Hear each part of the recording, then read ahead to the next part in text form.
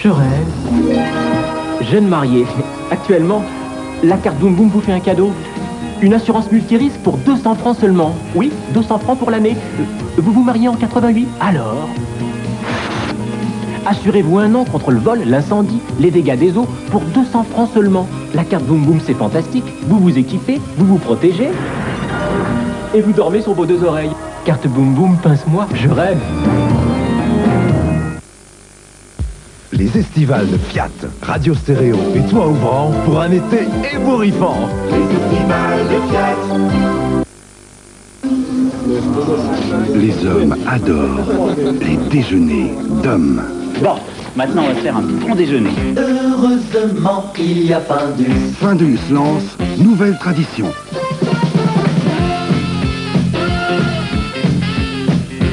Nouvelle tradition, les bonnes, les très bonnes recettes d'hier à la sauce d'aujourd'hui. Heureusement qu'il y a Findus. Findus.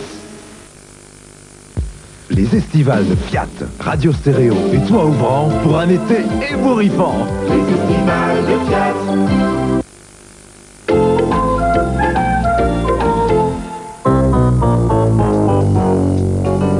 Alors, c'est quoi le produit? Mais c'est Fongexor. Oh! Fongexor, aspect satiné, extérieur et intérieur. Et en 2 couches seulement. C'est Fongexor B33. Aïe, aïe, aïe, aïe, aïe, aïe, aïe. Aïe, aïe, aïe, aïe, aïe, aïe, aïe, aïe. Préparation H soulage la douleur, favorise la cicatrisation. Préparation H est un médicament. Pour la qualité et la réussite de vos vacances avec Tour au Pas, moi, Arlette Vignal, je m'engage. Tour au pas, première marque européenne de vacances. Mais c'était vraiment formidable. Je parle, mais tu dois mourir de faim et de soif. KB plante de la maison, c'est tout à fait ce qu'il faut pour qu'une plante soit heureuse. Tu verras, je suis sûre qu'il te plaira. KB plante de la maison, une grande preuve d'amour.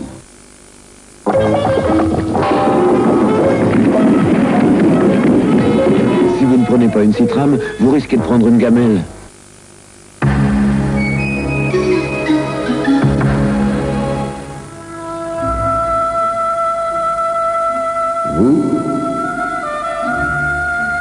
Vous élisez le président de la République, le chef de l'État.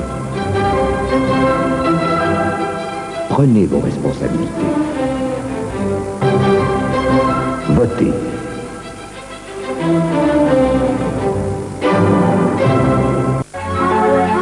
Beau temps ou mauvais temps? Après soir 3, regardez le bulletin du ciel. Les volets Tecnal vous annoncent le programme de FR3. Après Soir 3, le cinéma de minuit. Les volets Tecnal vous souhaitent une soirée en beauté.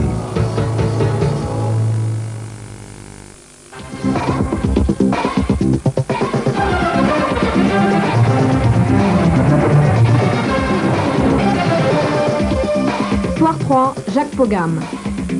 Les titres de ce journal, élection présidentielle pour Jean-Marie Le Pen. Le choix entre François Mitterrand et Jacques Chirac est un choix entre le pire et le mal. Traduction concrète que pas une voix n'aille à François Mitterrand, mais pas de consigne explicite de vote pour Jacques Chirac. Un 1er mai, pas comme les autres en France, le Front National dans les rues de Paris, les organisations syndicales scindées en 2 cortèges, mais des organisations qui trouvent dans un mot d'ordre anti-Le Pen un thème mobilisateur commun. Nouvelle-Calédonie, le FLNKS s'en appelle à l'ONU, M. Bernard Pont s'en appelle à l'archevêque de Nouméa comme médiateur, et près de Canala, à nouveau des incidents.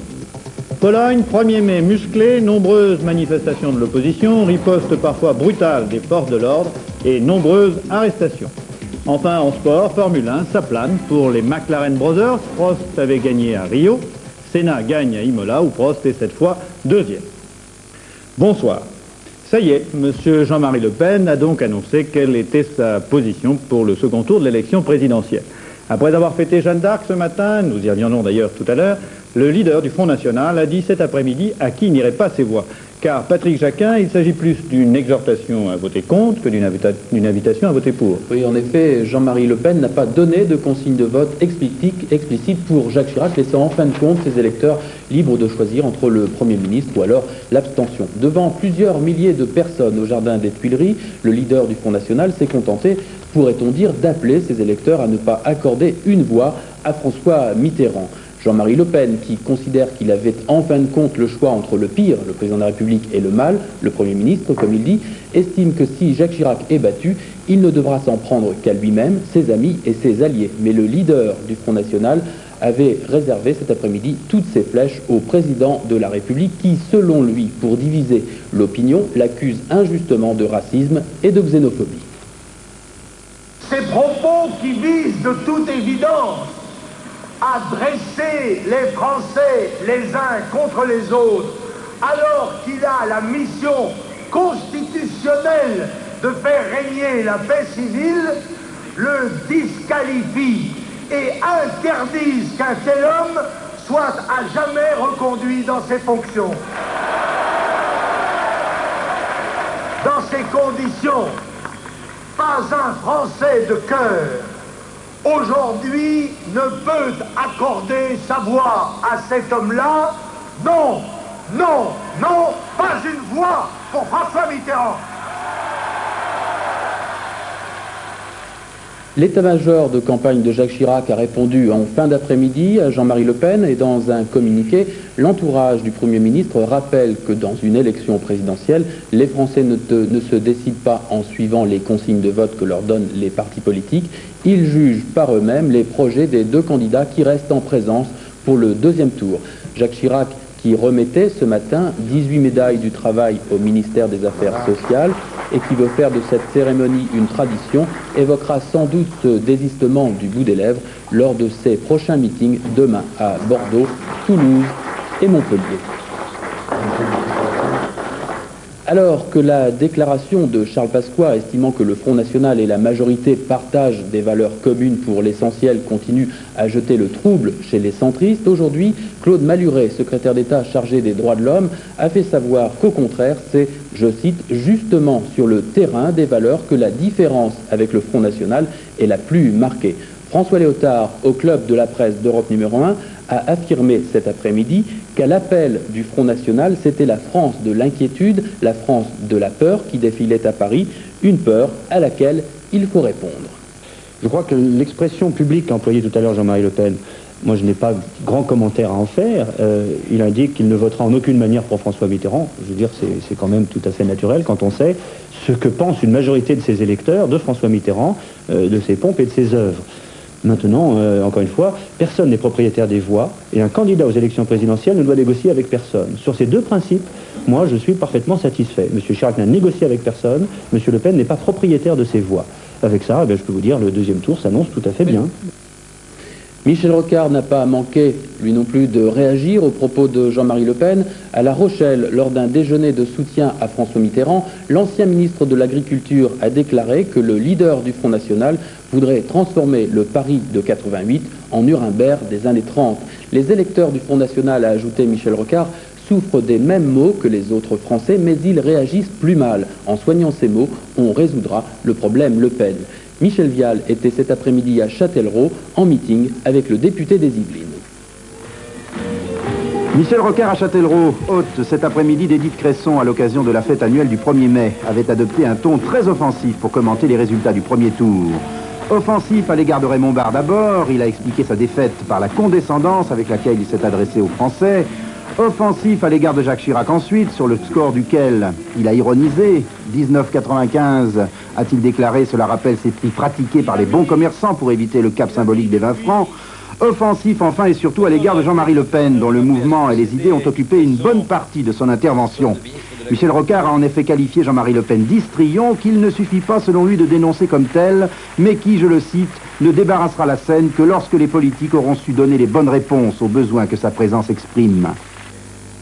La France que nous aimons, que nous sommes fiers de défendre ici aujourd'hui, la France que le monde respecte, c'est celle des droits de l'homme, de la culture et de la tolérance.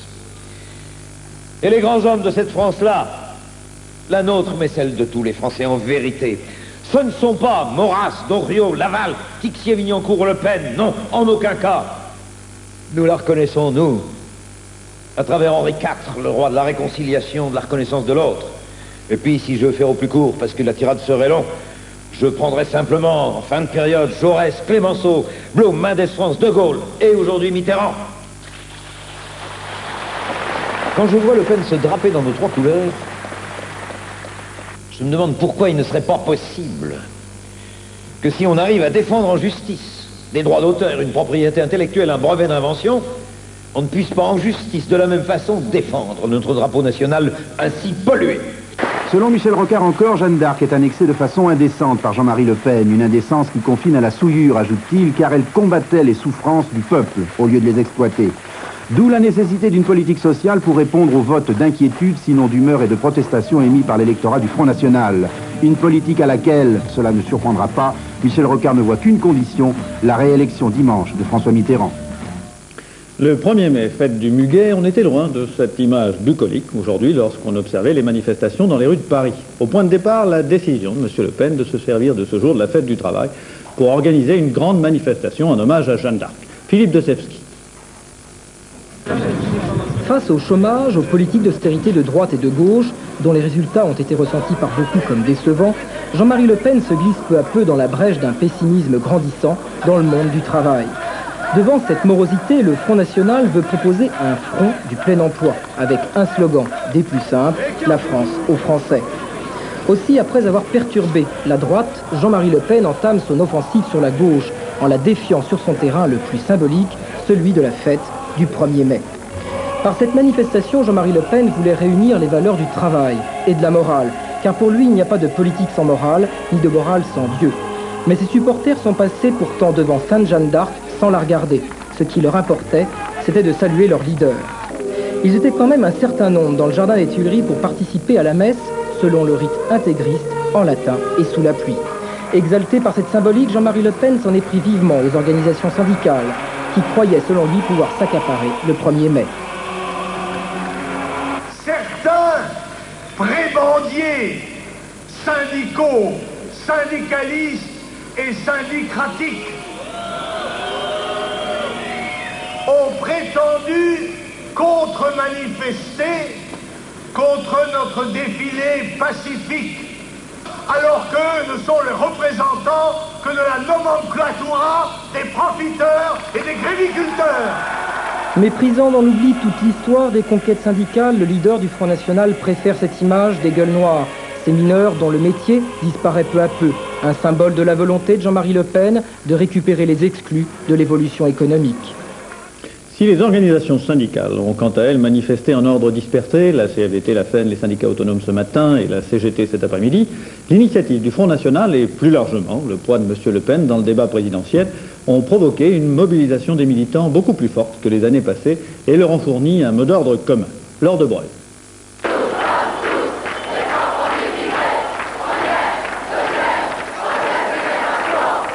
Du boulevard des Belleville à la Nation, la manifestation de ce matin avait pour dominante la lutte antifasciste. En tête du cortège, Edmond Maire pour la CFDT, Yannick Saint-Bron pour la FEN et Jean-Pierre Goualesi pour les fonctionnaires autonomes défendaient ensemble l'unité, la démocratie et la justice sociale. Le gros des troupes était formé par des jeunes lycéens ou étudiants derrière des banderoles de l'UNEF ou de SOS Racisme. Beaucoup portaient sur la poitrine une étoile jaune marquée immigré. Tout juste si les grévistes de la SNECMA, en conflit depuis 7 semaines, arrivaient à faire entendre leur voix. Arrivé à 13h30 à la Nation, une partie des manifestants refusait de se disperser et refluait vers la Bastille.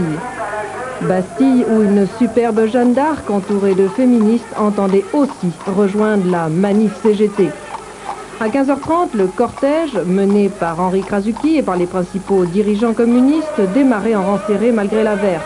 Encadrés par un service d'ordre très efficace, les militants CGT ont défilé à la fois sur des slogans anti-Le Pen et d'autres plus classiques pour un 1er mai.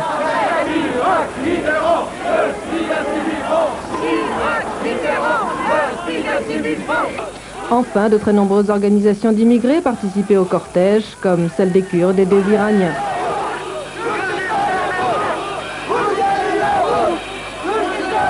On retiendra dira de cette journée que c'est la base qui a voulu l'union et c'est la base qu'il a réalisée en réalisant la plus grande manifestation à partir de la Bastille cet après-midi. Peut-être une leçon à méditer pour les états-majors qui, eux, ont préféré défiler chacun de leur côté.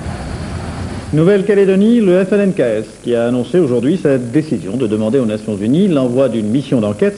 Le FLNKS, donc, n'a pas encore indiqué s'il acceptait la proposition du ministre des Dom-Tom, M. Bernard Ponce, de choisir comme médiateur dans l'affaire des otages Monseigneur Calvé, l'archevêque de Nouméa. Par ailleurs, 4 gendarmes mobiles ont été blessés, dont 2 sérieusement, au cours de nouveaux incidents survenus près de Canala. Marie-Odile Pagnès. Il convient sans doute... Un médiateur pour la Nouvelle-Calédonie, Monseigneur Calvé, archevêque de Nouméa, a accepté la mission à la demande de Bernard Ponce, le ministre des Dom-Tom. Le choix d'un dignitaire catholique est symbolique. Face à la communauté protestante considérée comme favorable aux indépendantistes, l'Église catholique n'a, elle, jamais pris de position politique sur la situation calédonienne. Sa communauté regroupe aussi bien mélanésiens que caldones. Autant pour tout ce qui est du domaine des négociations politiques, c'est pas ma compétence. Autant bien sûr pour tout ce qui peut être fait en faveur de sauver la vie de ces gens qui sont en danger, je le répète encore. J'ai dit que j'étais à disposition, mais pour le moment, qu'est-ce qui peut être fait, je ne vois pas, je ne sais pas. Après la cérémonie dominicale dans la cathédrale de Nouméa, l'archevêque s'est rendu à Ouvéa pour rencontrer les indépendantistes qui détiennent toujours les 23 otages. L'annonce d'une médiation n'a pourtant pas empêché les incidents. Près de Canala, 4 gendarmes ont été blessés par des coups de feu. Ils ont été évacués vers Nouméa. Leurs jours ne sont pas en danger. D'autres incidents ont eu lieu en différents points du territoire, mais cette fois sans gravité. Actualité internationale, 3 militaires britanniques ont été tués ce matin aux Pays-Bas et 3 autres blessés dans 2 attentats qui ont été revendiqués par l'IRA. Ces attentats constituent les opérations les plus meurtrières commises jusqu'à présent par l'IRA hors d'Irlande et du Royaume-Uni. Gilles Dujoncher. Premier attentat vers 1h du matin à Roermond, petite localité du sud-est du pays, à quelques kilomètres de la frontière ouest-allemande. Le véhicule de 3 militaires britanniques regagnant leur base en Allemagne fédérale est pris sous des rafales de tirs automatiques. Un soldat est tué et 2 autres blessés. Deuxième attentat une demi-heure plus tard à Neufbergen, autre localité également proche de la frontière. Cette fois, la voiture particulière dans laquelle ont pris place 3 militaires britanniques explose sous l'effet d'une charge. 2 d'entre eux meurent sur le coup, le 3e est grièvement blessé. Ils sortaient d'une discothèque et s'apprêtaient eux aussi à regagner leur base en RFA. Cet après-midi, l'IRA, l'organisation clandestine irlandaise, a revendiqué les 2 attentats. Il n'y aura pas de sanctuaire sûr pour les soldats britanniques, affirme son communiqué publié à Belfast, tant que la Grande-Bretagne sera présente en Irlande du Nord. Ces 2 opérations apparaissent comme une riposte de l'IRA à la mort de 3 de ses militants abattus selon la plupart des témoignages sans sommation par une unité d'élite britannique à Gibraltar en mars dernier. L'organisation clandestine avait juré de venger leurs morts et promis de frapper l'armée britannique partout dans le monde. Les 70 000 soldats de Sa Majesté stationnés en Allemagne constituent à cet égard une cible de choix. À plusieurs reprises ces dernières années, ils ont été visés par les commandos de l'IRA, le dernier attentat remontant au 23 mars 87, avec l'explosion d'une voiture piégée devant un mess d'officiers près de Mönchengladbach qui avait fait 31 blessés, dont 7 graves. Le traditionnel défilé du 1er mai sur la plage rouge à Moscou. Thème majeur des slogans cette année, les réformes économiques et la perestroïka, autrement dit la restructuration. On a particulièrement noté la présence à la tribune, à 2 places de M. Gorbatchev, qui bien entendu présidait le défilé, la présence donc du numéro 2 du PC, M. Ligatchev, considéré comme le chef de file des conservateurs. Par ailleurs, pour la première fois depuis l'entrée des troupes soviétiques en Afghanistan, les ambassadeurs des États-Unis et des pays de la communauté économique européenne étaient présents sur la place rouge. Atmosphère tout à fait différente pour ce 1er mai en Pologne, où depuis mardi dernier, le pouvoir est confronté à un important mouvement de grève. Aujourd'hui, alors que le général Jaruzelski a adressé une sévère mise en garde à l'opposition, des manifestations ont eu lieu dans plusieurs grandes villes, manifestations auxquelles ont parfois répondu de brutales interventions des forces de l'ordre et un certain nombre d'arrestations. Philippe Pister. 5000 personnes dans la rue sous les banderoles Solidarność à Varsovie, près de l'église Saint-Stanislas. Les manifestants sont face à face avec les forces de l'ordre. Soudain, des inspecteurs mêlés à la foule sortent leurs matraques. Plusieurs dizaines de manifestants sont ainsi brutalement été traînés vers les fourgons de police et arrêtés. Ailleurs, à Gdansk, à l'issue d'une messe qui a rassemblé 8000 fidèles, dont Lech Walesa, les forces anti-émeutes sont intervenues à grands coups de matraque. Un scénario à décliner pour bien des grandes villes ouvrières polonaises aujourd'hui, plus d'une centaine d'arrestations selon l'opposition.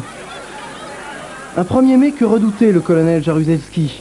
La fermeté des forces de l'ordre avait été précédée ce matin par une sérieuse mise en garde à l'opposition lancée par le numéro 1 polonais. Le pouvoir ne permettra pas le retour à l'anarchie et au désordre, ni la destruction des fondements du régime. Des menaces qui n'ont pas empêché de nombreux Polonais de manifester en marge des cérémonies officielles sous la bannière de solidarité. Les dirigeants du syndicat dissous ont toute la journée multiplié les appels au soutien actif aux 20 000 grévistes des aciéries de Nowa Huta. Pour Lech Walesa aujourd'hui, je cite, « La lutte économique, c'est aussi la lutte politique ». Le bras de fer Noriega-États-Unis continue. Prenant la parole hier au cours d'une réunion de syndicalistes, l'homme fort du Panama a énergiquement, vous le voyez, démenti les informations faisant état de conversations avec les États-Unis, conversations concernant sa démission. Le général Noriega a assuré qu'il resterait au contraire à son poste, je cite, « aussi longtemps que le souhaiteraient les forces populaires ». La situation dans les territoires occupés par Israël, selon des sources palestiniennes. Un Palestinien aurait été tué aujourd'hui en Cisjordanie au cours d'affrontements entre militaires israéliens et manifestants. Par ailleurs, le chef d'état-major de l'armée israélienne, le général Shomron, a appelé les habitants des territoires occupés à mettre fin aux actes de violence et à dialoguer avec les autorités israéliennes. Sport maintenant, Formule 1. Ayrton Senna, écarté dès le départ de la lutte pour la victoire finale au Grand Prix de Rio, a pris sa revanche aujourd'hui au Grand Prix de Saint-Marin, où pour l'écurie McLaren, la victoire est vraiment restée une solide affaire de famille. L'autre vedette maison, Alain Prost, vainqueur à Rio, terminant cette fois à la seconde place. Caroline Sins. Départ raté pour Alain Prost qui a failli caler sur la grille. Ayrton Senna prend la tête et fera cavalier seul jusqu'à la fin. Malgré la remontée de Prost, 8 secondes séparent les deux coéquipiers, 8 secondes insurmontables. Ce Grand Prix a confirmé la domination écrasante des McLaren. Aucun de leurs adversaires n'a pu soutenir le rythme. Derrière eux, le Grand Prix s'est couru entre moteurs atmosphériques. Bagarre entre les Benetton de Boutsen et Nannini et les Williams de Mansell et Patrese. C'est finalement le Brésilien Nelson Piquet qui prend la 3e place devant Boutsen. Déception des tifosi face à la contre-performance des Ferrari, favorites en début de saison. Berger termine 5e, Alboreto 18e. Les deux McLaren ont poussé l'exploit jusque sur la ligne d'arrivée en prenant un tour d'avance sur les autres voitures. Performance jamais réalisée depuis le Grand Prix d'Afrique du Sud en 84. Senna signe sa première victoire à Imola. Au classement général, Prost est premier avec 15 points, suivi de son coéquipier à 9 points. Ce duo des hommes en rouge sur le podium risque bien de se renouveler très souvent. Tennis, on se disait certes Ken Carlson est le 14e joueur mondial au classement ATP alors que le compte n'est que le 20e, mais Henri Fougueux venait de battre le Suédois au tournoi de Monte-Carlo. Eh bien non, c'est bien Carlson qui a remporté aujourd'hui le tournoi de Hambourg en battant le Français en 3-7. Alain Dorgans. Henri Lecomte, face à Ken Carlson en finale du tournoi de Hambourg, n'a pas retrouvé son tennis flamboyant pratiqué en demi-finale devant Boris Becker, même s'il parvient à assurer ses volées de coups droits décroisés. Henri Lecomte a laissé face à Becker une débauche d'énergie et n'est pas vraiment rentré dans le match. Puis le Français a subi les lifts géniaux de Carlson, très à l'aise sur la surface qu'il préfère. Battu par Lecomte à Monte-Carlo, le Suédois a pris une éclatante revanche, s'adjuge le tournoi de Hambourg en s'imposant en 3-7, 6-2, 6-1, 6-4. Quant à Henri Lecomte, il se consolera avec sa première victoire officielle sur Boris Becker. Les glorieux aléas du sport, toujours. On a cru longtemps que Naples allait gagner dans un fauteuil, comme on dit, et pour la 2e fois consécutive, le championnat de football en Italie. L'équipe de Maradona avait compté jusqu'à 5 points d'avance. Et puis cette avance a fondu plus vite que la neige sur le Vésuve. Et aujourd'hui, coup de théâtre, en venant battre Naples 3-2 sur son terrain, le Milan AC lui a ravi la première place. Alain Dorgans. Match brûlant à Naples et le cratère du Vésuve en expulse ses laves quand au suprême affront les Milanais ouvrent la marque par l'intermédiaire de Virdis. Dans cette romance entre les deux premiers du calcio, la Chimène veillera sur Naples, l'instant d'un remarquable tir brossé en pleine lucarne de Maradona. Mythe vivant en Italie, les Napolitains égalisent et reprennent espoir. Mais les Milanais sont déterminés, ayant compté un handicap de 5 points, ils ne sont plus qu'à 1 point de leader, puis une prime de 200 millions de lire, ça transcende. Ce centre de Gullit au 2e poteau sera repris de la tête par l'inévitable Virdis qui marque et le Milan AC mène 2-1. Ce match au sommet au caractère volcanique aura son tournant lorsque Maradona, l'homme au pied d'or, verra sa reprise de volée captée par Galli, le gardien du Milan AC. Et sur la relance qui va suivre, les Milanais qui ont aligné 25 matchs d'affilée sans défaite et invaincus à l'extérieur vont inscrire le but du chaos. Gullit, seul devant le gardien, préfère remiser sur Van Basten qui signe le 3e but. Et ce n'est pas cette tête victorieuse de Careca, le Brésilien de Naples, qui va empêcher le Milan AC de l'emporter 3-2. À 2 journées de la fin du championnat, les Milanais ont pris une option sur le Scudetto, qui serait le 11e de leur histoire. Quand même, ce but de Maradona, il faut le faire. Les courses. Tiercé écarté plus aujourd'hui à Longchamp, dans le prix de la Reine Marguerite pour le tiercé. Il fallait jouer le 11, le 12 et le 13. Un ordre bien ordonné qui rapporte tel quel 1952 francs 50 pour 5 francs, et avec un peu d'esprit de contradiction, 390 francs 50 pour 5 francs toujours. Carte et plus, vous ajoutez le 9, ça donne le 11, le 12, le 13 et le 9, rapport dans l'ordre 7765 francs 80 pour 6 francs, et dans un ordre différent, un tout petit 420 francs, tout juste plus que le tiercé, ce qui est quand même assez curieux, mais pour 6 francs. Le rappel des titres de ce journal, l'élection présidentielle, Jean-Marie Le Pen à ses électeurs, pas une voix ne doit aller à François Mitterrand, mais pas de consigne explicite de vote pour Jacques Chirac. Les réactions, en attendant celle de Jacques Chirac qui devrait intervenir demain, dans les rangs socialistes, on dénonce la collusion Front National RPR. Quant à François Léotard, il adjure les Français de rejeter et une espèce de front populaire proposé par François Mitterrand et une résurgence du passé médiéval incarné par Jean-Marie Le Pen. Nouvelle-Calédonie, le FLNKS en appelle à l'ONU et M. Bernard Ponce à l'archevêque de Nouméa comme médiateur. Pologne, 1er mai musclé, nombreuses manifestations de l'opposition, riposte parfois brutale des forces de l'ordre et nombreuses arrestations. Les prochains rendez-vous de l'information sur notre chaîne, tout de suite après ce journal, le point météo avec Michel Touret. Demain, 11h55, 12h57, 15h et 17h, les flashs, Richard Tripot. Et à 22h10, soir 3, vous retrouverez Jacqueline Alexandre. Mais avant ce gracieux rendez-vous, un autre rendez-vous dans quelques minutes, à 22h30 avec le cinéma de minuit. Une affiche un peu particulière ce soir, puisque vous pourrez voir non pas un seul film, mais 6 moyens-métrages de grands réalisateurs. Comme quoi, moyen ou long métrage, l'essentiel, comme disait mon profond et facétieux maître Pueblo Poyensa, l'essentiel dans la vie, en amour et ailleurs, c'est de ne pas se tromper de voie, pas plus d'ailleurs qu'un hérisson au milieu de la route ou qu'un matador face au taureau. Ceci dit, bonne fin de soirée.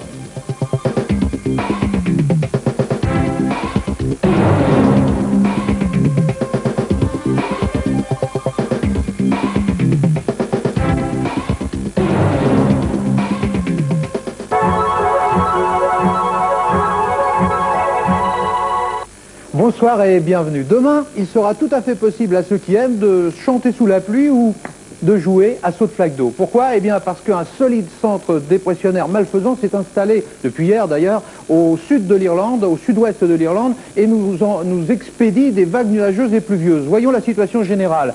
La dépression, le centre dépressionnaire, il est là, vous le voyez, et il expédie soit par le nord, soit par le sud.